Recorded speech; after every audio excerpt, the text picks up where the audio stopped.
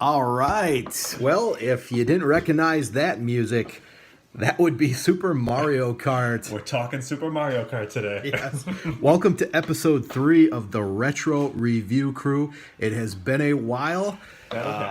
Late June, I want to say. So it's the last time we did one of these The things. summer just flies by, doesn't it? It does. It does. But we are finally here on another episode of the Retro Review Crew. Today, we're going to be talking about Super Mario Kart. That's right. Came out for the Super Nintendo. Yes, it did back in, I want to say, 92? Yes, 1992. In September, actually. That is interesting. So I think it works pretty well that we're doing it now. Right, we're talking, 26 years ago? Yeah, no kidding. Time flies. Well, to kind of start off with this, this game was based on Super Mario World. The whole concept was pretty much based on that, with the graphics and the design of the levels. It's very familiar territory there. So. Yeah, for sure. So really, kind of go with the history of this game. This game was actually not supposed to be a Mario game, believe it or not. It's kind of crazy how that all came out. I'm just gonna read some stuff here Sure. about it. It was Take us away. in an interview with Miyamoto, has said that the development team originally set out to produce a game capable of displaying two players on the same game screen simultaneously. In the same interview, Kono stated that development started with a desire to create a two-player racing game in contrast to the single-player gameplay of SNES launch title F-Zero. The team found that due to limitations of the SNES hardware, the strong focus on multiplayer prevented the inclusions of tracks as elaborate as those found in F-Zero. Computer and video games suggest that this initial emphasis on creating a two-player experience is the reason for the game's horizontal split screen during single-player modes. So the intention to create the racing modes of the game had been present from the start of the project, and battle mode was developed from the desire to create a one-on-one mode where victory was not determined simply by competing for rank. The game did not start out as a Mario series game, and the first prototype featured a generic man in overalls in the cart. The team decided that characters 3 heads tall would best suit the design of the carts. They did not decide on incorporating Mario series characters into the game until 2 or 3 months after the start of development. The choice was made after development team, when observing how one cart looked to another driving past it, decided to see what it would look like with Mario in the cart. Thinking that having Mario in the cart looked better than previous designs, the idea of a Mario-themed racing game was born. And really, probably the best decision they could ever made there. I would have to agree. Yeah, I mean, it's weird to think of just some random dude in overalls in there instead if they had gone forward with that. right. I don't think that would have sold too well. I don't think so, yeah. I'm glad that they decided to go with the Mario characters instead of one of my favorite franchises ever. Every time there's a new Mario Kart game coming out, I'm always chomping at the bit to get to it, whether we're talking about Super Mario Kart here, all the way up to, Mario Kart 8 or wherever the heck we are now. There's a lot. I mean, it was just think of how popular this genre has become just because of Mario Kart. Oh, sure. I mean, the character racing games, you can see them all from even South Park racing games to, I was gonna say, to Diddy Kong Racing to Sonic Racing. I think they tried to do like all kinds of different ones, like you said, and we're talking about the real original there, the OG, as it were. yes, exactly. This game was just groundbreaking for its time, and it's definitely one when you think of on the Super NES. Mario Kart's one of those games, It jumps right to your head, yeah. I have to say, it's a game, too, that definitely surprisingly holds up pretty well to current times. When it was re-released on the SNES Classic, that was really fun, and we've been playing it on there. Mm-hmm. And it just reminds me, it comes back how tricky the game can get, but how rewarding it is when you start to do well. And yeah, just a great design, way ahead of its time. Oh, definitely. I mean, this game, obviously, like you just said, it's part of the SNES Classic because it's so popular and it was one of the best Super Nintendo games of the console. So, Yeah. just a great game. And I had a lot of fun playing it. Yeah. So that is where I did play this game, is the SNES Classic. If you want to get the original cartridge, they go about maybe 40 to 50 bucks. You might be able to find it maybe 30, but this game, the cartridge version is pretty expensive now if you didn't buy it when it first came out. You Yeah. know, so Well, the funny thing is, I still originally have our original one. oh, that's awesome. As to how well it works right now, I don't know because I haven't played it in a while on the original SNES cartridge. But yeah, I have that, and then of course the Super Nintendo Classic, and it's just fun to be able to go back and go through a lot of those different courses and just trying to unlock stuff that I never did before. Trying to get 150. The CC, try to get gold in some of those races is a lot of work, but anytime you come in first in a race, it's always very rewarding, I will say. Oh man, so- no kidding. Yeah, and this game is cool because, like you said, it was a lot of the character choices, I think, were influenced by Super Mario World. We got to see Yoshi in there, which was cool. We have, well, I'm getting ahead of myself a little bit, so we have the eight different characters in this game that are all put down into one of 4 classes.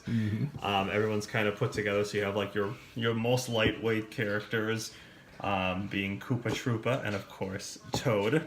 You have the lightweights but a little bit bigger, the Princess Peach and Yoshi in that kind of lighter weight category, but are able to accelerate really fast. You have your middle range people, the brothers Mario and Luigi.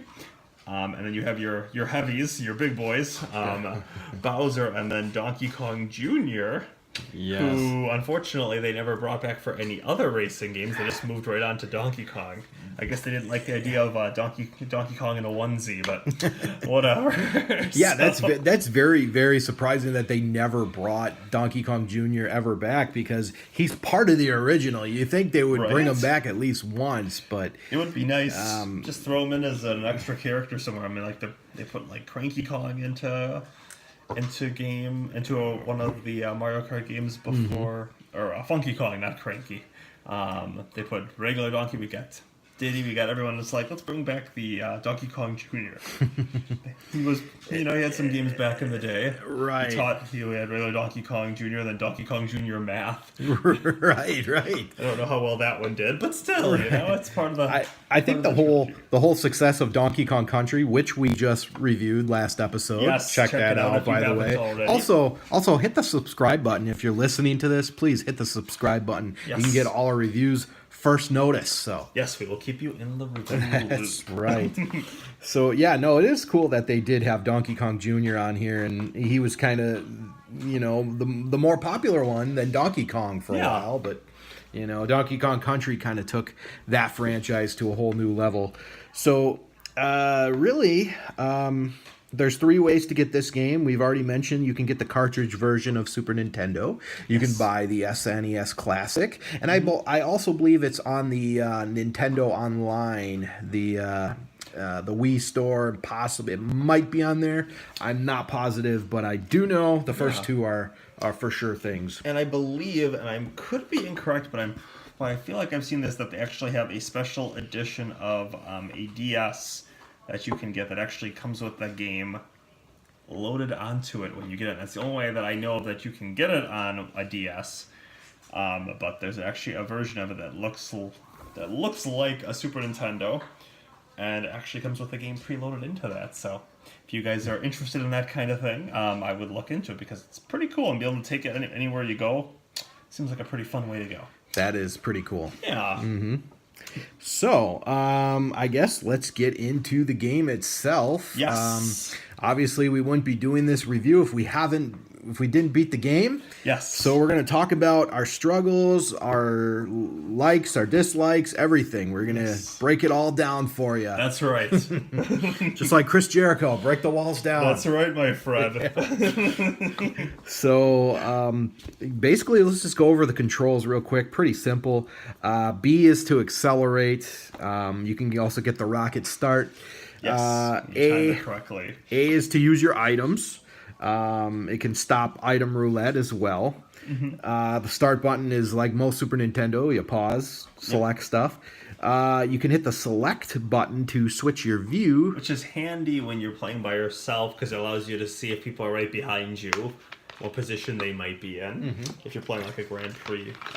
So it can be handy, but sometimes when I would put it on, I would actually find myself distracted more by it, and then I'd run into like the side of something or whatever. Right. So it's useful, but it's tricky. I could see it being useful if you're like going straight to the finish line and you want to look back. So just to see what's up that way. Exactly. Or if you're trying to maybe drop an item behind you and you want to see if somebody's in line with you. Right. A banana peel or whatnot. Right.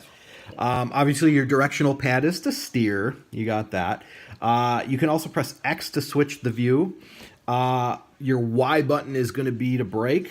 Which I'm kind of embarrassed to mention. I didn't realize you could brake. I didn't either. I thought you just had to take your foot off the accelerator until eventually you'd stop. Exactly. So, whoops. And your L and R are to drift and jump, which you actually do need to use in certain levels. I like the jumping. They can make some makeshift shortcuts in different areas, so it's important to keep an eye on. You're definitely going to have to learn how to do that eventually. Yeah. So your single player modes you have, which we're going to mainly be talking about today. We all know the multiplayer. It's very fun. You get play with someone. They're fun. Battle mode, time trials, and regular. You can do the cups, but. Single player, you get there's 4 different courses. Yes. Or I should say 4 different... There's 4 different cups. Cups, yes. 4 different cups, thank you. You only start with the initial 3, mushroom, flower, and star. And then if you're able to beat all of those with getting the golds in 50 cc's and 100 cc's, that unlocks, of course, the 150 cc's. Yes. Where things get really crazy. Really tricky. And basically how it kind of goes like a point system like you would be familiar with NASCAR.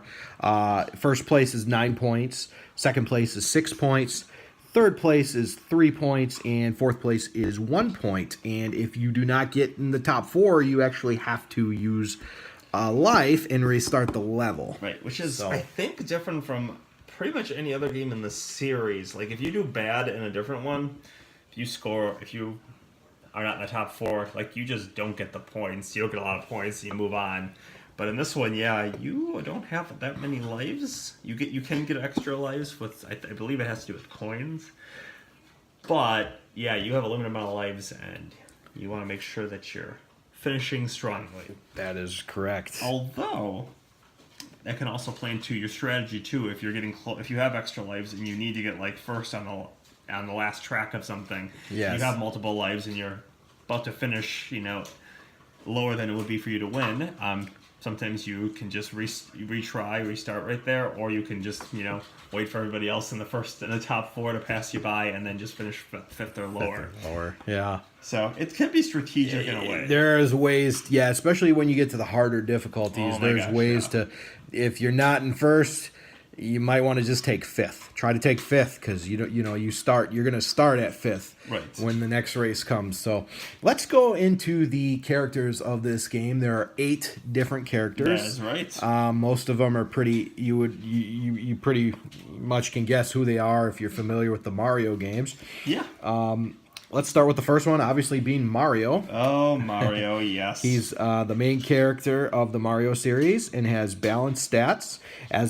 As a computer opponent, he can use an unlimited number of stars. Ugh. Both him and Luigi are good for beginners, They both use stars endlessly, so they're a big pain in the butt to try to get past in Grand Prix modes.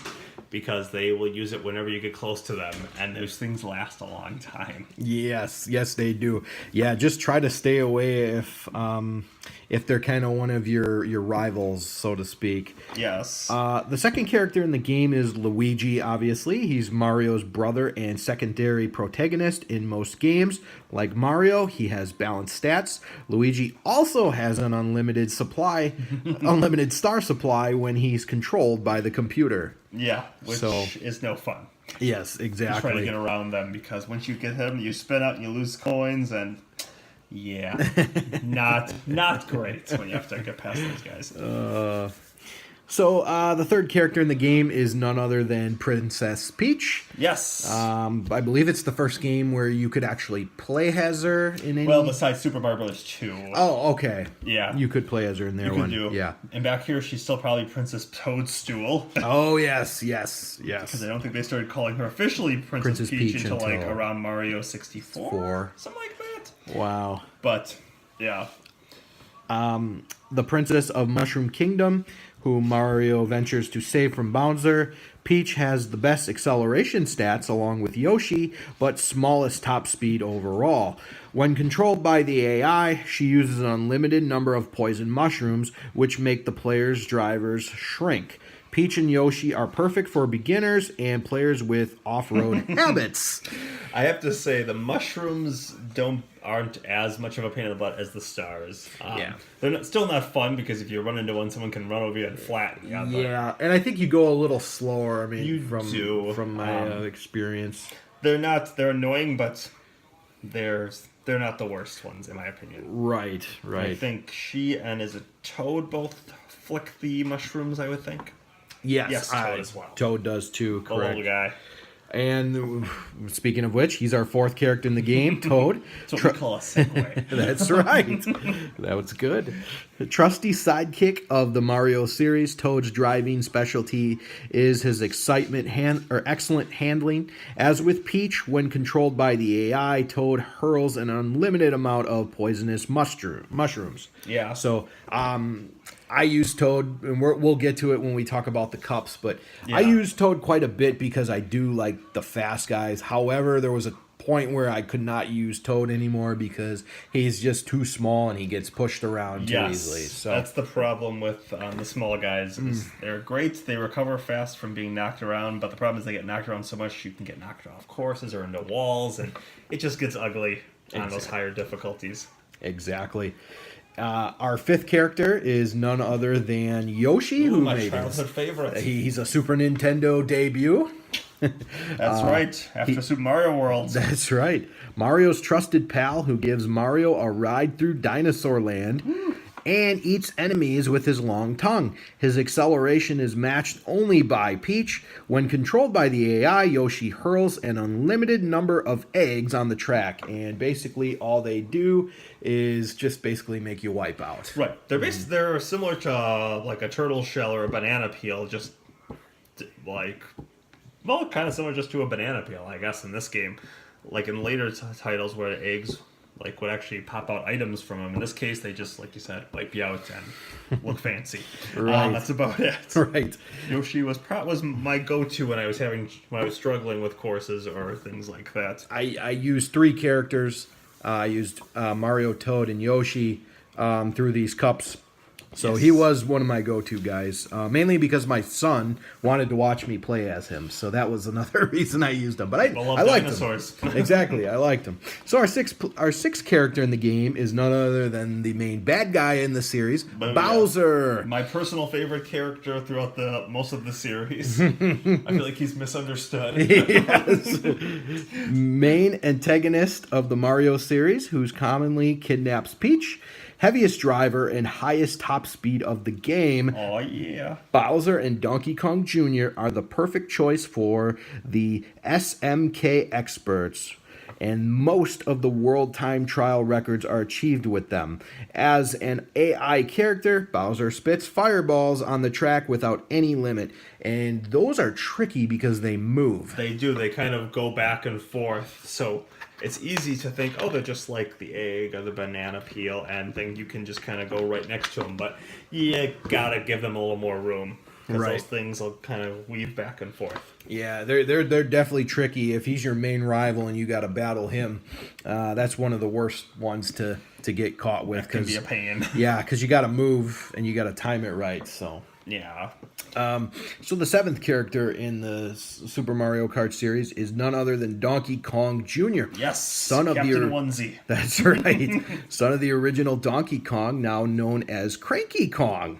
I did not know that. Yeah. And protagonist of the game, Donkey Kong Jr. Yes. This is his only Mario Kart appearance. He was replaced by his own son, also named Donkey Kong. In all later titles, his stats match Bowser's. As an AI character, he can spit banana skins on the track without limits. So from that idea, shouldn't we be really be calling current Donkey Kong from Donkey Kong Country Donkey Kong the Third then, from what they're selling us? That is correct. Yes, we Get a should. monocle on him. And We definitely should be. sounds so appropriate. Yeah, I like Donkey Kong Jr. He's pretty fun. I feel like the banana peels are nothing too fancy that he throws. He throws them endlessly, but at least they're just sitting on the road like anyone's that cheer player would throw. Right, and he So- can chuck them ahead of you too if you're in first place. So He can. Yep. So I think maybe they all do. I'm not really sure how that all works. Who's chucking it at you? But Pretty much, Yeah. yeah. Especially in Grand Prix mode, they usually will try to throw it in front of you. I mean, if you're like right behind them, then they'll try to drop them on you, I suppose. But in most cases, when you're ahead of them, they're just chucking stuff at you. that's right. That's In front. right. And sometimes it's better to be in second because of that reason. It can be. or at least until the end of the race. Yes. You can try to get first. But anyways, the final character in the game is Koopa Troopa. Ooh, my second favorite. There you go. He's one of Bowser's minions who attempts to halt Mario on his quest. The Koopa Troopa is similar to Toad in that his handling ability is among the best in the game. When placed as an AI character, he will attempt to attack the player with an unlimited number of green shells. Yes. So Koopa Troopa's good, just like Toad, because of that handling, and that ability to recover quick.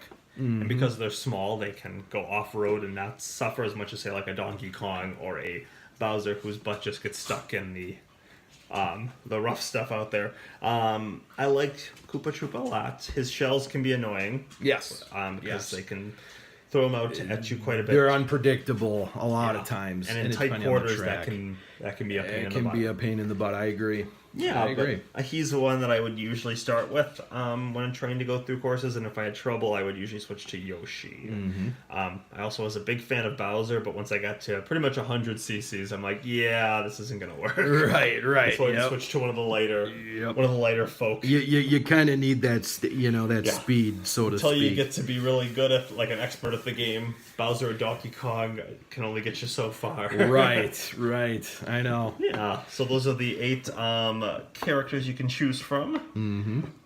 All have advantages and disadvantages. That's right. And all have certain rivals that they seem to have to compete more when you're playing as one of them in Yeah. the Grand Prix, which is interesting too, the way that the game's set up Now, that way. I can't really remember all the rivals. Do you remember some of them? I remember with Mario, I believe that was about. It was Bowser or Donkey Kong Jr. Junior. were actually both pretty high up on the list. Yeah, yeah. I I know Luigi was like fourth or Right. fifth, somewhere around there. So And I remember when I tried playing as Luigi, that Mario was actually really high up on there, which was annoying as well. yes, But I was like, I'll play as Luigi because that'll get one of these, star people that are using stars all the time not in my face because I'll be one of them. right, exactly.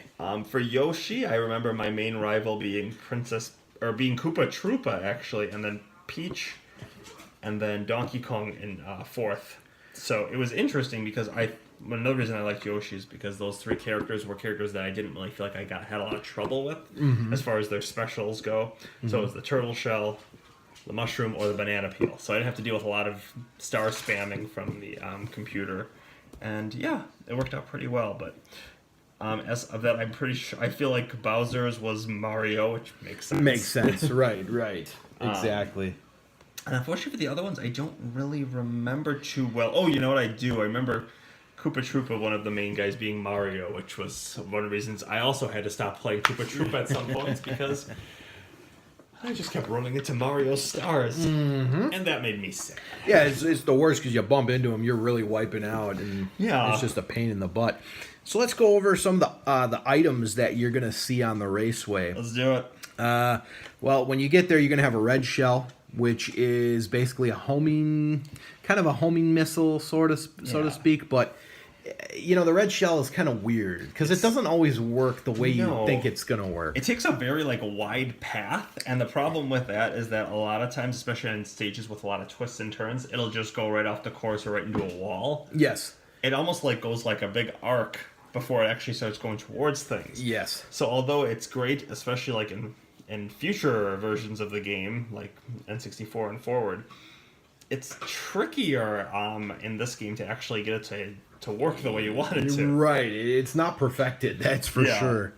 Yep. Which you would like for it to be, especially when you're in a tough race, because sometimes I'll get it and be like, well, I'm on Rainbow Road or something, and it's just going to go diving right down the side. Right.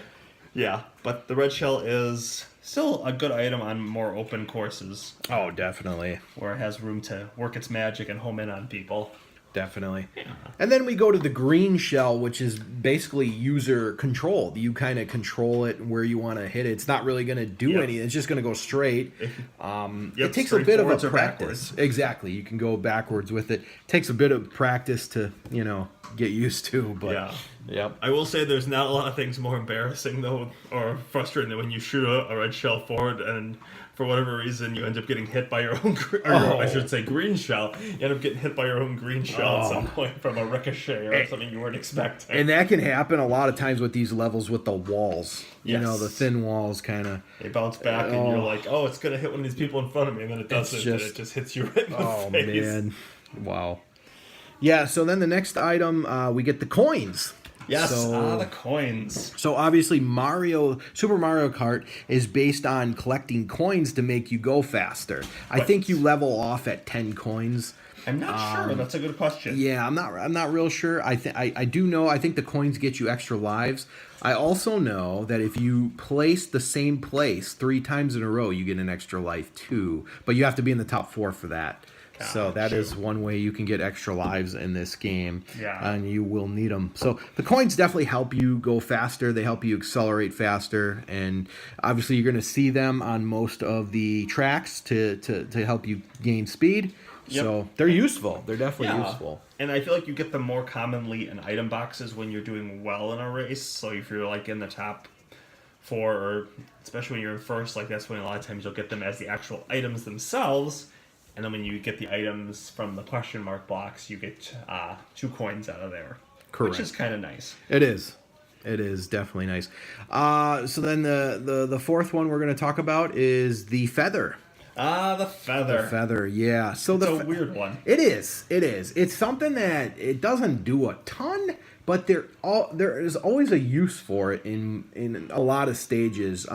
Basically, the feather just makes you jump really high up and you do a little spin. It's useful for dodging projectiles and objects, and it's useful to some courses have kind of basically holes in the track, so to speak, so you can use the feather to kind of dodge them or cut corners even. Right. So there definitely is uses for them. Yeah, I like them sometimes, honestly, in stages with thwomps, or when you go to the Rainbow Road and you have those rainbow thwomp guys, the ones that look like they have stars. Yes. I sometimes, if I feel like, okay, I'm not going to be able to get out of the way in time and they just come down, so rather than running into them, I can jump over them with a feather sometimes. Mm-hmm. So the feather is kind of one of those things that can be very useful in certain situations, but sometimes you could have it and be like, okay, this isn't doing anything for me at the moment. Right. So you get a little upset that you actually got it. Yep. Sometimes I'll be so long before I get one, I'll be like, oh yeah, that's right, this is a thing in this game. Right. Okay, this is no wonder they didn't really bring this back, I don't think, for a while, if they did at all. So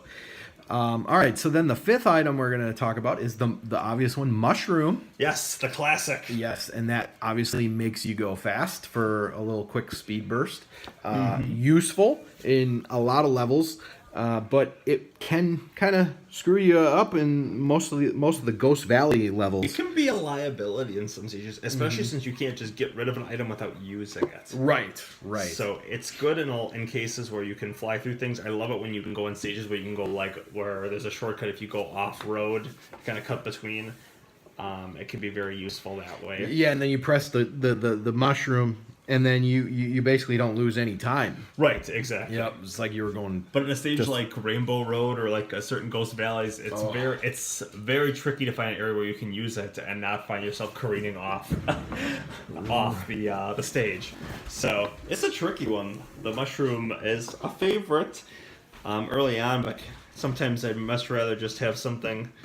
Heck, sometimes I'd rather just get a turtle shell or some coins or even a feather. Oh, definitely. Depending on what stage I'm in. Definitely. But yeah, it has some uses for shortcuts and the like too. So. Oh yeah, and if you're down and it's not much time to go and you got one of them, definitely use it, and hopefully you can gain a place basically. Right. So some of like those areas where there's already those jump, I guess bars there, where you go jumping up over something a little bit, and when you use the mushroom light, you go like sky high. So there's some stages where I've been able to use that and be able to really jump a lot of the competition right really close and gain some spots right before the end of a match, which is really cool when you can do it. It's exactly. So then we'll talk about our sixth item, which is the lightning bolt. This is one of my favorites. Oh, and it's never whenever you get the lightning bolt, you're happy because you know you're going to be able to do some damage. Oh yeah. I mean, it's basically what the lightning bolt does. It shrinks everybody else besides you, and not only does everybody else go slower, you can also run them over, which is awesome. It's very satisfying when you can squash somebody that's been bugging you for a long time by running over once they've been hit by the lightning bolt. So they're vulnerable; they can't do much. They're slowed down, and they will eventually get back to their normal size, either after you've run them over and they've been smushed, or just after a certain amount of time.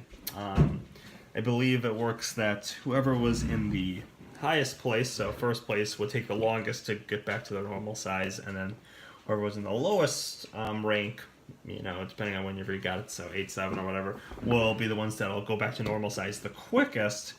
But even then, it takes a while. So. Right. So that's definitely a game changer. Yes. Yeah. Yes, definitely. So then the final item that we have is probably the best one, because you get the advantages of the lightning bolt and the mushroom pretty much. Yeah. And you can go off road and it doesn't cost you any. It's the star. Yeah. The star is the final one. One of the best, and hopefully if you get one, you know how to use it, and usually you can gain some ground on some fellow racers. Can knock some people out of your way. As long as you don't fall like into a pit or something where Lakitu has to come save you, you really can't be stopped while you have it. Right.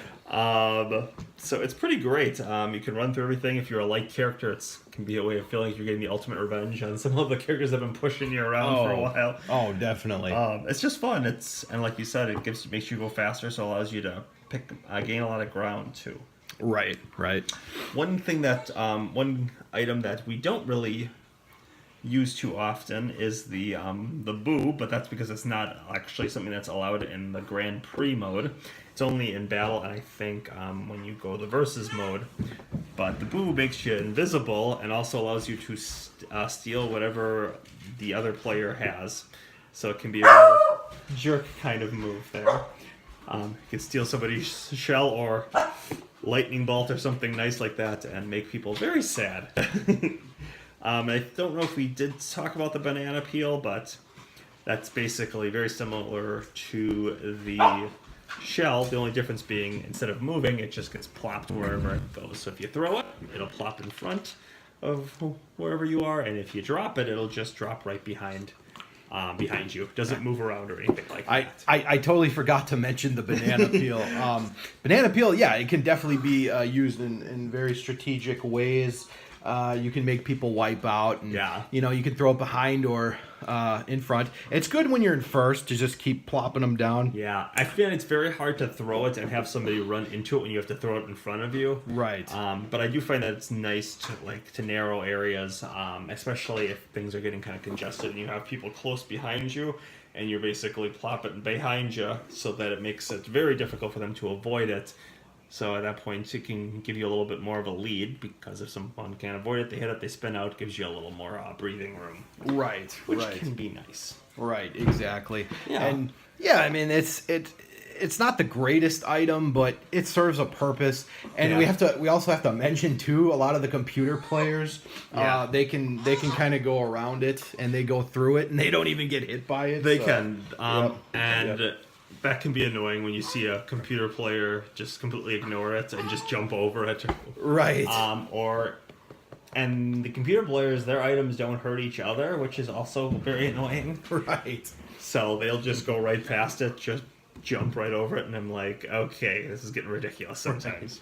So the next segment we're gonna do, we're gonna talk about all the different cups, and we're gonna start with Mushroom Cup. Woo! And Travis, why don't you go through the 5 different stages of the Mushroom Cup and just say how you beat it on 100cc. Sounds good. And just kind of go through, what character you used for the cup, and how what you thought of each level. Sounds good. So Mushroom Cup obviously was the first one I did, which starts us with Mario Circuit number 1. One thing that they did in this game is they used kind of similar templates for a lot of different stages, which is why they have, in this case, Mario Circuit 1, 2, 3, and 4.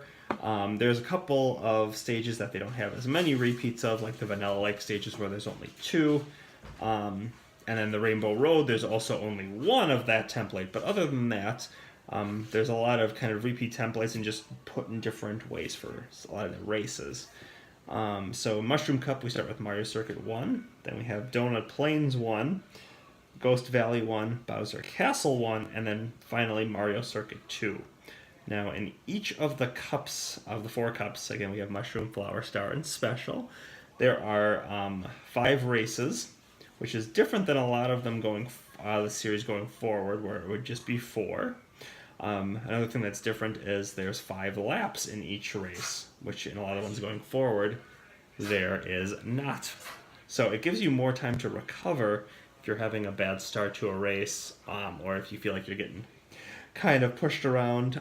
It still gives you time to make up that ground and have a chance to still do well, especially if you get stars and the like when you're getting behind. So anyways, Mushroom Cup, the first race there is, of course, Mario Circuit 1, a classic stage.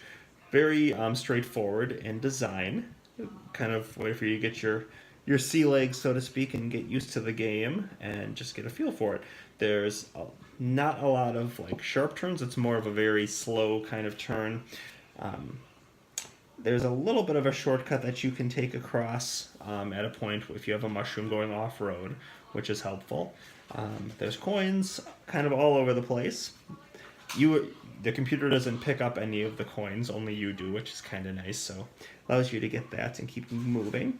There are some pipes off to the side of the road that you can hit. They're not a ton of them in this one, but there are definitely some areas you could hit. So I think an important thing to do is keep your eyes ahead and just kind of know what to expect. I beat this with Bowser because, again, he's my favorite, but I'm not very good with him. But still, at 100 cc's on Mushroom, I was still able to work with the big guy there. Was able to do it on my first try, and then eventually was able to get comfortable with it and kind of get down the basics of turning, and yeah, it was good. Yeah, and I mean, this is your basic starter level, on the Mushroom Cup. It's pretty simple. You can beat it relatively easy on almost all 3 difficulties. So, Yeah. You can pretty much use anyone for Mario Circuit 1. So, Yeah. even on 100cc. So Yeah, it's a nice straightforward way to just kind of get used to what Mario Kart's all about. Right. The next course is Donut Plains 1. Now, this one, the Donut Plains stages are interesting because a lot of them will introduce Monty Mole to the scene. And I am not a huge fan of it because I seem to have a magnet on my face that he always ends up right on top of my character. But it's in this stage, I don't believe you see him in the first one, thankfully. Yeah. But in the first one here, it's very similar to the other course in that there's not a lot of quick turns. There's some good-sized ones that allow you to practice with your power slides. But there's a little bridge area you go over and some water off to the side. So you don't really have to worry as much about going off course as you do in other stages. Right. They do have those dividers that look like Legos. Yes, they do. Coming in 4 colors. Yeah. So they're blue, red, yellow, and green. Again, I was Bowser in this one because I figured I could probably could get away with beating it with Bowser for this early cup, but I knew I would have to switch to some faster ones later on. And a couple areas off, like by the dirt that you can kind of go off on, they'll slow you down. So it's very important to know like the best way to take those turns, when you need to slow down, and when you can power slide to get around that. There's also a little area where there's after the bridge, there's a break in between the Lego-like things on the side. You can use a mushroom to boost through. It would take you off-road, but if you have a mushroom, it'll get you through there and allow you to gain some nice ground. And sometimes give you a nice little boost there to put you ahead of the competition. Again, there's some pipes off to the side of the road, so don't run into those. Right. But yeah, I did with Bowser, and I thought that it was a pretty easy stage once you got used to just knowing when to power slide and when just to slow down and kind of angle yourself a little bit. Yeah, I think it's another pretty basic stage. There's a little more twists and turns, but nothing that should give you really any difficulty on any level, really. I mean, 150cc is going to be tough no matter what, but 50 and 100cc, it shouldn't be too hard for you. I beat it with Yoshi, so pretty relatively easy stage. Yeah, not a bad one. Right. Number 3, we're taking it down to Ghost Valley, everybody's favorite part of town. Ghost Valley, I love the stage ideas. I love the atmosphere of it. Very heavily inspired by Super Mario World and the haunted stages where boos would be just everywhere. And they did a good job of capturing that feel to it. The first Boo Valley, in this case the one we're talking about right now, is not too bad. It's much more straightforward and with a lot less of pitfalls than ones coming down the line. I was still Bowser when I did this, and it worked out well. This one doesn't have like any of the holes in the middle of the track, which is good. It does have an area for a shortcut, which you can do. It's tricky, but when you get right before passing the finish line, you can actually there's actually an area where you can boost across with a mushroom, go over the side and gain a ton of ground. It's tricky to do, but if you can do it, and you can do it without falling off the sides, it's very rewarding. Yep. There's not too much to say about the stage in general, other than you just kind of follow. Every time you hit the side of the course, you'll knock off one of these little wedges or these little blocks, which going on the next laps can make it very easy to fall off if you're not paying attention, or if you're getting bounced around by, say, a heavyweight like Bowser or Donkey Kong Jr. So that's something to keep in mind, but usually, as long as you're paying attention, and if you're leading the pack, you don't have to worry about as much, but just keeping your eye, making sure you don't, accidentally bump off the course or anything like that. Right. That I mean, it's definitely, it takes a twist basically from what you're used to, and you can go off the edge pretty quickly, which in any Ghost Valley level, it's gonna hurt. It's gonna hurt you, and you're gonna fall back. And good thing about Super Mario Kart, though, it's 5 laps, so you do have time to catch up. But I think just the main thing when you're dealing with any Ghost Valley is just don't panic. Unless it's at the final lap, then it's time to time to freak out. Right. But just you can always come back and just try to be smart about it and use all your items and whatnot. And I have to say, this game, especially the Mushroom One Cup, does a good job of slowly introducing things in So it's not like you feel like, okay, this is easy, oh my gosh, this is impossible. Right. You know, it has a good difficulty curve in that regard. It does get spiked a little bit later on, but at this point, I think in the Mushroom Cup, they do a good job of just introducing you to new stuff and not scaring you off right out the gate. Right. Next, it takes us to Bowser Castle 1. Oh. Bowser's old stomping grounds. Yeah. I love the stages. I remember as a kid, I hated these stages so much because I thought they were hard. And they definitely have their challenges to them, just like any other. But Bowser Castle 1 introduces the idea of the thwomps as well as lava. So you want to avoid those if you can in both cases. The thwomps raise down and kind of slam in front of you, which can either do one of two things. If they slam in front of you, they can make it very difficult to move because you will bump into them and sometimes multiple times, which can cost you a lot of valuable time. Other times they can land right on top of you and smush you, which is even worse because you're smushed, you're slow, and you have to wait a long time before you finally get back on your feet. There are some speed boosts in the stage that are nice that allow you to sometimes sneak past the thwomps, or if you're unlucky, run right into them. So it's good to know where those boosts are and to keep your eye ahead so you know kind of where in their cycle the thwomps are. They are one of the biggest pains in the butts when you're doing well to run into one and get stuck and then see as the opponents that you've been kicking their butts the whole time fly right in front of you. Oh gosh, yeah. And again, getting coins is important. I thought that this stage is a little tricky at first, but once you've done a couple, it's not too bad. I've done it a couple of times, it's not too bad. There are some jumps in here where you take several in a row and then have to do kind of a tight turn and several more. So just make sure that you're in control of your jumping. If you're too far to one side, you can and will fly off into the lava, which means that Lakitu has to come pull your butt out and steal coins from you. Yeah. Not to mention the time it takes for you to recover. Yeah, you don't want to see Lakitu. No, he can be kind of an annoyance. He can. So He can. Yeah, but this stage, Bowser Castles, I think all can be tricky to get used to. This one is obviously the easiest because it's the first, but it's just a feel for those turns because there's a lot of areas where you can kind of get stuck against the wall or knocked into the lava that can really cost you a lot of time. Yeah. So stick to the middle of the course. Make sure that you kind of know what's going on around you, and if you're a lightweight, for the love of all things sacred, stay away from Bowser and Donkey Kong. Yeah, they will knock you around. They're gonna hurt you in these ones for sure. Well, any different thoughts you have to add to Bowser Castle 1? It's definitely it adds a new twist to the game that if you're not you're on the first cup, so it's gonna be let's say a difficulty changer for sure. So. Thwomps and lava do not a fun combination. Yeah, the thwomps, they're tough. But the first stage for Bowser isn't too bad. If you have to take a second place here, don't feel bad because you should be able to take a first on. Exactly, you're going for the first three. You're looking to win the war, not the battle. Exactly, you don't always have to get first on every one. So yep. Then we go back to Mario Circuit, but this time it's Mario Circuit 2. Ooh. I know, right? Yeah.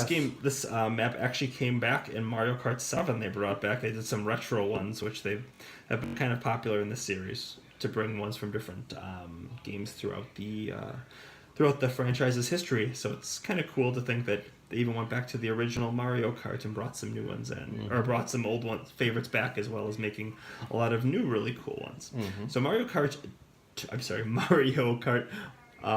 Circuit 2 is a race that adds a couple of new things to it too. Again, going with that idea of adding good stuff for the difficulty curve without making it crazy. So this introduces two pretty new concepts of a big jump boost as well as oil slicks that if you go over, they will make you spin out. A lot of times, well, actually the ones I think there's two in this stage, and they're both kind of off far on the right. But the problem is that it's still easy if you're taking a turn and not prepared for it to run in, slide off, or get bumped around. This stage can be easy to go off-road because of those factors, but it's actually a pretty fun stage once you get a feel for that and know where those are, so you're not getting surprised and freaked out. There's definitely some fun areas for shortcuts with if you have the mushroom, you can gain a lot of ground because there's so much open space off to the sides where you would lose speed normally, but if you have a mushroom, you can blast right through it, including that big jump that they have there. Oh, yes. Right before that, if you hit a mushroom there, you'll go flying and you can kind of jump over a lot of that barrier and land right smack dab in the middle. And I've done that before to, where I thought I was going to come in fourth and came in first at the very last second, and it's a pretty boss feel. So yeah, it's not too bad. Again, just adds new concepts. There's the oil slicks and some pipes. So just keeping your eyes on the prize, and you should be fine. Yeah, this is one that I think is the third hardest of the cups. I think the Ghost and the Bowser one are a little tougher. Oh, I see what you mean. Yeah, but you should be able to get first on this one pretty easily and bring home the gold. Yes.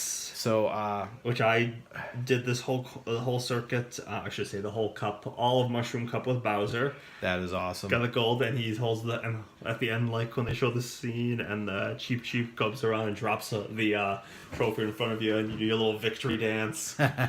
And they all have different ones. They do, correct. And the funny thing is, in the Japanese, I believe in the Japanese version, they had Bowser actually like drinking the champagne. Yes, and Peach did too. Like they were like just going to town on the champagne, but they had to switch it in the Western versions, I guess, because of whatever the standards were. So we just get Bowser holding it, going his hands up and down, and we don't get to see him, chug it. Right. Oh, that would have been our loss, I guess. I know, right?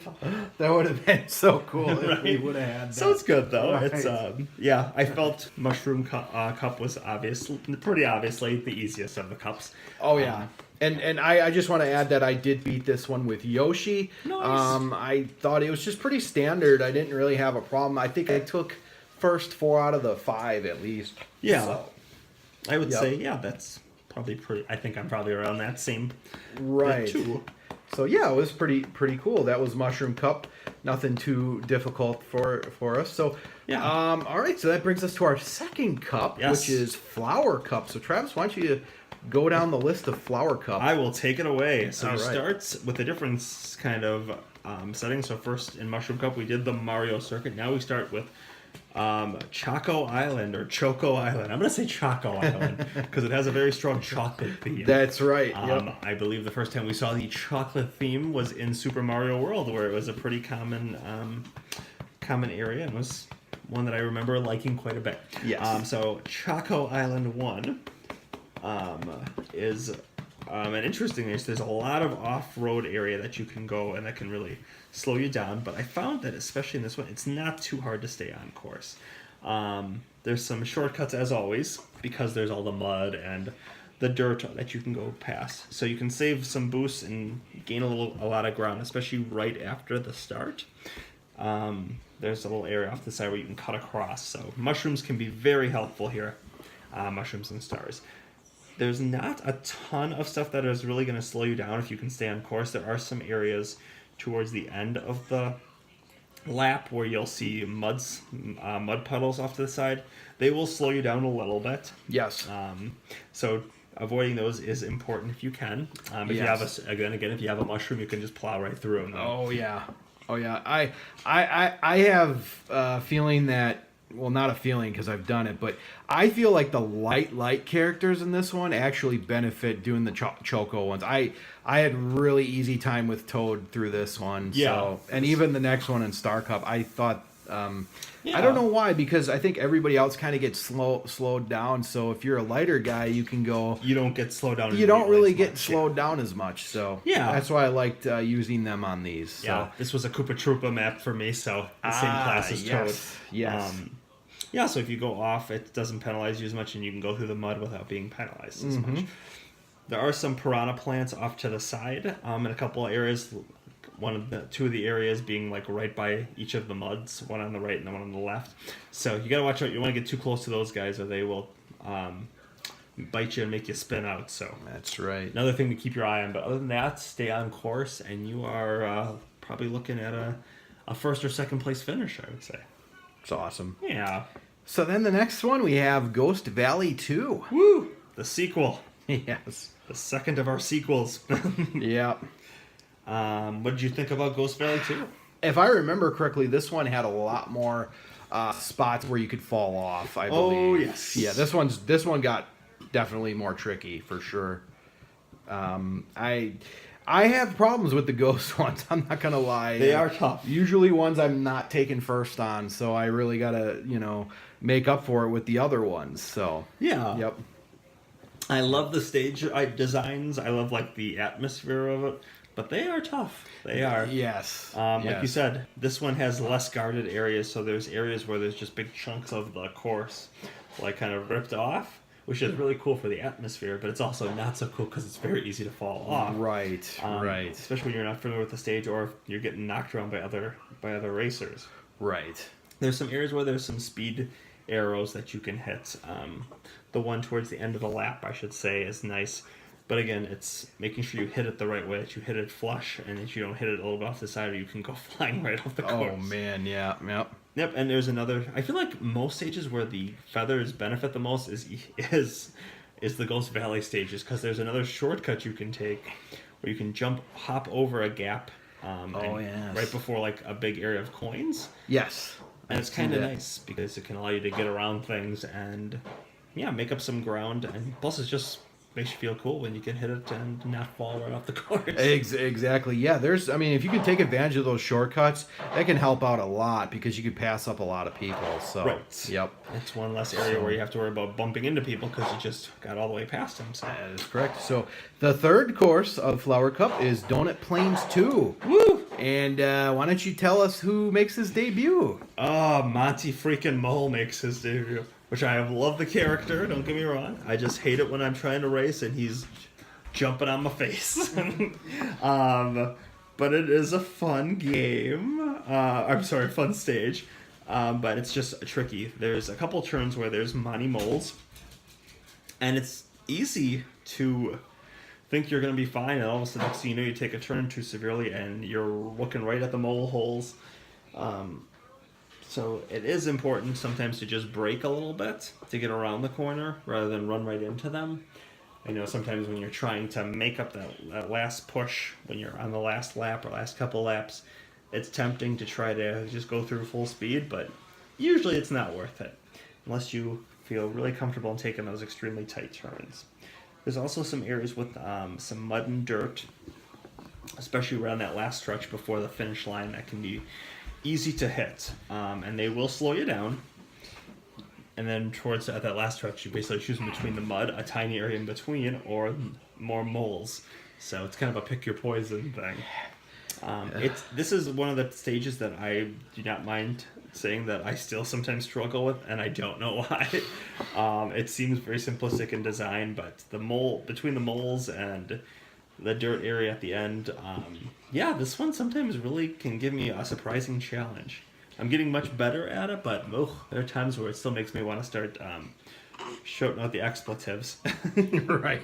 What do you think of Donut Plains 2? I should mention that Monty Mole, again, I've told you about how much I hate him, but he jumps right under your face. And it slows you down considerably, and it seems like the only way to get him off of your character is to jump repeatedly. Yes, that's the only way that I found that works, getting rid of him, because you want to get rid of him as quickly as possible because he slows you down a lot. Yeah. So, and I'm not sure if it's different for weight class. If you're a smaller character, he slows you down more, or if you're a heavier character, he doesn't. I can't really tell, but I feel like there's a difference. I think you're right with that, because I feel like when I was Toad and I got caught by him, it seemed like forever before I was able to shake him. When I was Mario, it didn't seem as long. Right. So, yeah. I think there is something to that. Yeah. What do you think of the stage in general? I think it can be pretty tough, especially if you hit the mole a couple times. Yeah. You know? And there's two different areas for it. Yeah, and then if you're hitting those Lego walls, that can really kill your momentum. And there is some water there too. I didn't mention that, but there is. And if you go in there, you're in there for a couple seconds. Right. It's either trying to get out or Lakitu coming and fishing you out. Right, exactly. Darn Lakitu. I know, it takes our coins. Oh gosh. But it can be tricky. I feel like you're probably. With me, it was about 80% of the time I'm taking first. The other 20%, though, it can definitely mess you up. So yeah. Yep. it can be tricky, no Yep. doubt. That's another reason why I like to switch to like a Yoshi or a Koopa Troopa in this case for better handling. Because for those turns, those sharp turns, I definitely felt like I needed it sometimes. Right. Next, we have on our thing here, we are looking at Bowser Castle 2. Interesting side note is that in the first 3 cups, Bowser's Castle is always the fourth course, the penultimate course in each one. That's right. And then the first 3 ones, it's in the first 3, the mushroom, flower, and star cup. It's also the ultimate, the finale is always a Mario circuit. When you get the special cup, then it likes to throw everything kind of off, but just interesting side notes. Anyways, Bowser Castle 2. Why don't you tell us what you think about Bowser Castle 2 there, Matt? I think Bowser Castle 2 it takes it up a notch. I think there's definitely some tricky parts, and there's a lot of twists and turns, a lot of places to get. There's some thwomps too, I believe, in this one. There Correct? are, yes. Okay. Yes, Yeah. there are. Yeah, so Thwomps and more thwomps. Yeah, it can definitely be tricky, and especially if you're a lighter character, you got those bigger characters trying to rub you off, you know. Yeah, So- knock you into the lava or up against the wall or, like you said, a thwomp. That can be a pain. Yeah, exactly. So it's a tricky course because it definitely takes the difficulty level from the first one up a notch, and Yeah. it takes you a while to get a hold of it. So Yeah. I think Bowser Castle 2 will give a lot of people trouble, especially on higher difficulties. Yeah, and one of the things that I noticed about the stage too that hasn't really gotten me in a long time, but especially if you're a newer player, I could see it happen. Is there's an area when you go past the jumps, the little mini jumps, take a turn, and you'll see an area where there's a bunch of coins, and you go straight, and there's like a dead end that you can turn into, and it's pretty mean by the designers to put it there, because if you go down there, you're pretty screwed. You don't fall off into the lava or anything like that. You just come up against a wall, and you have to turn all the way around and go around and turn. So it seems kind of like a mean thing to put in there, because if you're doing well, and you say, "Oh, I wonder where this takes me," and you don't realize it, you can go right into a dead end and really screw yourself over. So that's a bit of an issue sometimes when you're a newer player. Oh yeah. Oh, definitely. So I thought that was kind of a mean thing to do. But yeah, again, watching your jumps, making sure that you're trying to stay to the middle, and like you said, if you're a light character, making sure you know who's around you. And sometimes it's worth it to slow down a little bit to take a turn properly rather than trying to speed up and cut off a Donkey Kong Jr. just to have him body slam you into the lava. Right. So it's a tougher stage, I would agree. It's just, just kind of taking it up a notch, like you said. Yeah, from the first one for sure, and Yeah. one of the tougher ones on Flower Cup. So then we come to the final course on Flower Cup, which is Mario Circuit 3. Right? We're already in the 3 for that. They love their Mario circuits. Crazy. How come there's no Luigi stage in this game? No kidding. He's always got to play second fiddle. He does. He's living in the shadow. So Mario Circuit 3. This one again returns a lot of things we saw in the other two Mario circuits, including oil slicks. Again, want to avoid those if you can. I believe there's again 2 in this one, off on the side. There's also pipes, so you got to watch out for those because some of them get a little closer to the middle and in some more strategic spots. So it's very easily, if you're trying to take a turn sharp, that you could possibly find yourself bumping into one. There's also areas for boosting again. So one right by the finish line that if you can hit can be very nice for your time as well as helping you keep up on those higher difficulties. It's not that it's a particularly complicated stage, it's just that there's more obstacles and some areas where the turns come kind of a little more fast and furious.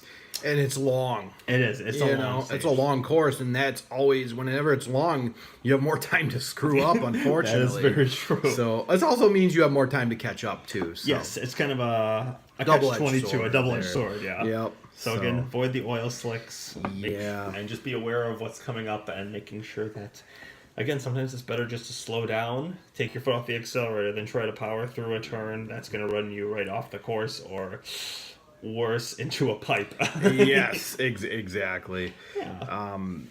You know, it was a little tricky for me, but I think I was able to get first on it quite often. And Flower Cup was, for me, even on 100cc, was the last cup that I was able to pretty much beat on the first try Nice. without having to redo it. It was either first, maybe characters. one or two or three tries, Yeah. maybe at most, but oh boy, the next one we're going to talk about definitely. The Widowmaker. My favorite of the cups is up. a fun little side note. Definitely not easy, but I like the mix of courses they throw in there. This was the first one where they don't have any rehashes. Yeah. Everything in here, you go like the different templates. It's one, and we're talking about Star Cup. Star Cup, that's right. So yeah, Star Cup is fun. A lot of different variety, which is really cool. Yep. So, You start out with Koopa Beach 1. Yes. Another one of my favorite stages, just because I love the atmosphere of it, and plus I love Koopa Troopa. So Oh yeah, who don't? that's home field advantage. That right there. is. And he likes the tropical. He you know? does. So He loves to swim, you know. Yep. That guy can fly.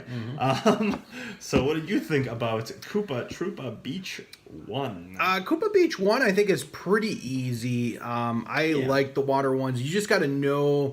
You got to know where your question mark boxes are, and you got to know where the deep water versus the light water, where it only slows you Yes. down, obviously, and you got to know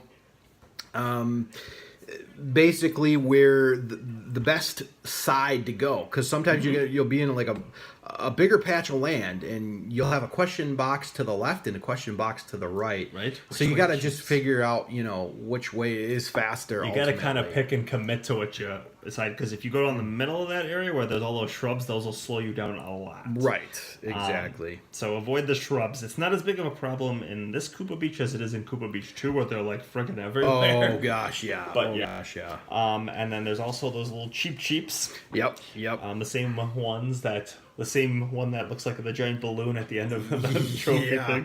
When he drops you out, you'll find little guys here that kind of like to jump around. So watch out for them, because they will spin you out and make you lose coins. Yes, they will. And like you were saying, the water is important. You can go through the shallow water without problems. Yep. But the deep water will cause Lakitu to come looking for you.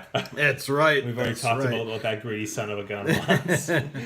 So, that's Koopa Beach. It can be tricky. It's not the easiest one, but I would say for Star Cup, it is definitely one of the easier ones. And it's a quick race, too. I feel like it goes by quick. Right. Because the laps aren't that long. And it's just, and it's the first time you get to do a Koopa Beach stage. So it's kind of a cool way to start with a whole new template.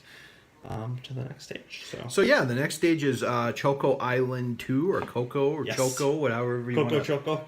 Yeah, that's right. Says you Choco Loco. This one, like I said, I did Star Cup with Toad, and I found Choco Island to be the easiest one for me to get first because of the way he can go through the big mud slides. So I think I changed to Yoshi at this point. Okay. I can see why. This is unfortunately the last of the Choco Islands or Coco Islands. Yep. There's only 2 in the game. Yep. This one is fun though too. I don't know why, but I found myself usually doing pretty well in this stage. When you go through like those big mud puddles, and there's a big one in the middle of the stage here, trying to jump, I always find myself jumping a lot. I don't know if it helped at all or not, but I always did. Right.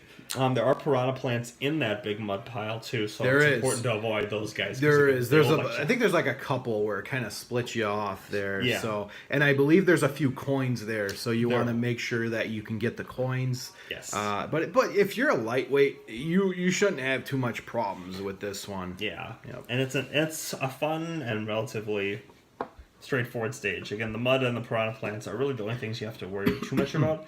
It is easy. It is possible to go off course, but even when I've had that happen, I've usually been able to recover because I've been a lighter character. Right. So, it's not too much to say about that stage. Right. So that brings us to our third stage, which is the first winter stage, which is called Vanilla Lake 1. This can be a pain, a big pain. I'll just start off by Take us saying, away. well, I'm Toad, and you're going to get knocked around because this is one of those races where everybody is bunched up, Yeah. and you're going to be bumper to bumper with a lot of people because of the fact that you have to hit these icicles that are on the track. Yeah. And if you hit them once, they disappear, but that's the issue. You're probably going to hit, they're all over. Yes. So, and the computer, a lot of times, most of the time, does not hit these icicles. Despite the fact that there's such a tiny window. Yes, tiny window. They somehow all manage to slim through that tiny window. But Yeah. it's a pain in the butt stage. My suggestion is you're probably going to have to go through it a few times. It's a quick race, though. Which It is a nice. very quick race, and if you are good at avoiding the icicles, you can win this race pretty handily. But there's a learning curve though. Yeah. So that's the issue with this. So Yeah, Yep. it takes a while, and once you get used to the stage a little bit and know kind of the best way around things, it gets better. But there are a lot of obstacles in your way. Not to mention, like you said, there's the ice blocks, but there's also areas of like pipes, and again, it's clogged a lot of times. I've been pretty lucky with the Vanilla Lake stages. I don't know if it's just luck or what, but I feel like I've usually can get first in them, and I'm lucky that way. Right. But I can see it being very frustrating. This one Right. doesn't have a lot of water in it. The next one, when we get to Vanilla Lake 2 in the Special Cup, has a ton of water. oh yeah. Like all around the center. So the fourth level in Star Cup is pain in the butt. Bowser Castle 3. Oh, the last of the Bowser Castles, yes. Yes, and they definitely went out with a bang on this one. That's right. I think the main thing with this one is there's a lot of tricky paths that you can go down in this. There's a lot of sections where they're going to break off, where if you go left, you might be losing to the guy who's going right. But the main thing that really helped with me in this one is I like to go where it breaks down into 3 different sections with a wall. I like to go to the third one because you get a booster there and you get coins. So Yeah, it's nice, Yep. and you get more of the inside track there. yes. And then the other thing that really helped me with this was the when it starts breaking up with little islands sections. Oh man, yes. You want to go to the far left, and that Yes. seems to be the one that goes the fastest. But you also have to watch out. If you're a lighter character, Yeah. you're going to get crushed a lot because it definitely bunches a lot during that time. Yeah, and it's so easy to get knocked into the lava because there's a lot of areas where you can get knocked to the side and be kind of all out of luck. So it's tricky. Again, it's important to figure out which path you're going to take and commit to it because you can't really afford to waffle back and forth. Otherwise, you will end up in the lava, and that will cost you a lot of precious time, especially in the later or the higher difficulties. Correct. There's thwomps again, and as always, they like to show up right when you're trying to make a turn and kind of block you. There's this one area before that path splits off into those 3 different sections with the arrows, where there's thwomps that will completely seal off that exit. I should say just the way you have to go. So this is where it's very important to be able to make sure you can get through. Correct. Hopefully you have a mushroom, a star, or a feather if you're in trouble, just so you can get around it. Because it is tough. It will keep you on your toes, that is for sure. But after you get through that stage, and it might take you several attempts to get comfortable with the stage. It's definitely not the easiest. Right. But it's still a fun one. And then Mario Circuit 4, the last of the Mario Circuit stages. We go into Yes. 4 as we're talking like Rocky Country here This now. could be in Yeah. It's almost dead. So. Oh, yeah. So yeah, Mario Circuit 4 is can be a pain in the butt. I've really had can problems be. with it. The Mario Circuit stages, you just assume that they're all going to be really easy. Right. You think they're going to be easy, but then Not always the case. right, they kind of change on you in the last second almost, you know. Yeah. So So I'm a pretty big fan of a lot of the stages, but the Mario Circuit stages can sometimes make me very sad. Right. This one is definitely the trickiest in my opinion because of all the water you have in the middle of the stage. Oh, sorry, I'm looking at the wrong one here. Here we go. Oh. Sorry, my bad. I'm thinking of Donut Plains. Let's get that straight. Yes, there's no water in Mario Circuit and Mario Circuit 4. No, this one does have a lot of, does again bring back the oil slick in one spot. There are a lot of twists and turns. So you want to save any kind of boost you can get, whether it be a mushroom or a star or whatever, for when you have more of a straightaway. Because if you do what I like to try to do the first time I played, you'll be running into a lot of walls. Oh yeah, flying off course. So it's important to be smart with your boosts. There are some areas where it's like kind of salted, or I don't even know how to describe it, off to the side, that can become a pain and can slow you down. So it's important. Sometimes you just have to slow down again. Yep. When you take these turns, because it's better to go a little bit slower than to run right into the Lego walls or anything like that. Exactly. It just seems like this is one where the computer excels a lot on this stage. Yeah. And I think a lot of times, handling the turns is key. Also, that last section where it's just straight, you definitely want to do where well boosts are there. good. Boosts, Yeah. yep, exactly. Yeah, it's one of those stages where it's tough to know exactly when to use your boost, because there's so many areas that look like they're good straightaways, but then you get through it and you got to make a big turn right away. So Right. it is difficult. Right. Again, there's another area where there's a shortcut that you can go in between the blocks, close to the end. So if you have a mushroom or if you have a star, you can go through there, cut across, take out a pipe or two if you got a star. Oh, yeah. Which is always fun to do, by the way. And then gain some ground if you need to. But For if sure. you can get first in Star Cup on 100 cc's, you will unlock the special cup. And I just want to say too about Star Cup, I beat it with Toad, but it was very hard with Toad. I think I might have had an easier time with somebody else, but I just really liked the speed at that point. So Yeah. but Bowser Castle 3, Vanilla Lake 1, and Mario Circuit 4 are going to give you a lot of problems. So unfortunately, you're probably going to have to win at least 2 out of the 3 to bring home the gold. So it's tricky.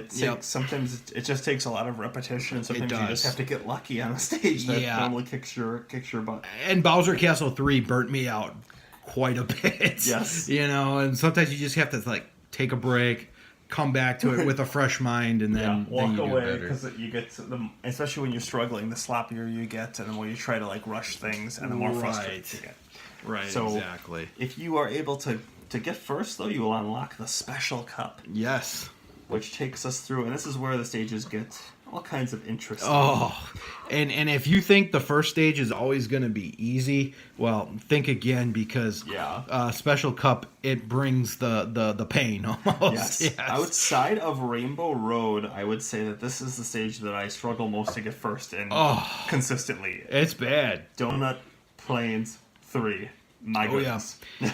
Anytime I took first in this one was because I think out of sheer luck, but a lot of times I'd come back to win. Yeah. Yeah, it was never because I was leading, for a the whole long thing. time, right? So this is the stage, again, that has a lot of water in the middle, including that little bridge area that you have to go over and actually just do a natural jump to get over, which is really easy to screw up if you don't time it right. Right. And if you're in the wrong section of the bridge, which again, if you're a smaller character and there's big characters there, they like to bump you off to the side. Right. So it can be tricky. And again, Monty Mole shows up again to muck up the works. And a couple of places, I want to say there's 2 patches. And there's an area where there's a lot of mud, so that can, or dirt or whatever it's supposed to be, that can really slow you down. So because of that, there's some areas where you are going to be slowed down. There's really not a ton you can do about that.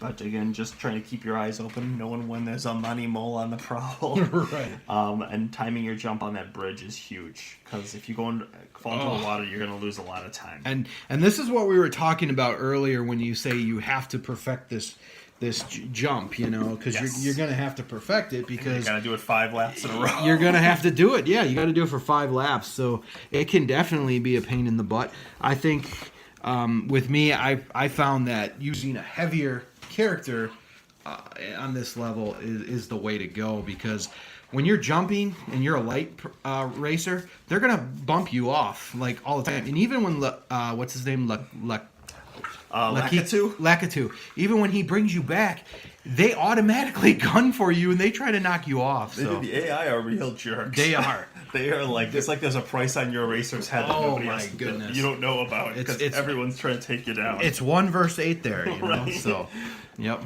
Yeah, but if you can get through this, and unless you're, I guess, a natural at this, I will say you are probably going to have to do this a lot. Yep. Before you can feel confident of getting in the top 2 or 3.